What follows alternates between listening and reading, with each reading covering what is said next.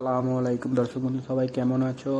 আমরা আসছি এখন পিকনিক করতে। আমি মোহন ভাই গাড়িতে আমরা যাচ্ছি এখন সোয়ার গেটের সামনে। সোয়ার গেটটা খুবই দারুণ দেখতে, সুন্দর। আমরা চলে আসছি বিচের মধ্যে, এখন এখানে পিকনিক করব আমরা। ফাইনালি আমাদের রান্নাবান্না চালু হয়ে গেছে, ফাইনালি সব কিছু হয়ে গেছে। আমরা রেডি করে নিয়েছিলাম আগে দিয়ে, বাড়ি থেকে রেডি করে নিয়েছিলাম। ফাইনালি আমাদের খাওয়া দাওয়া চালু, শেষ হওয়ার পথে। আমরা খাওয়া দাওয়া শেষ করার পরে আমরা বেড়াতে বেরিয়েছি।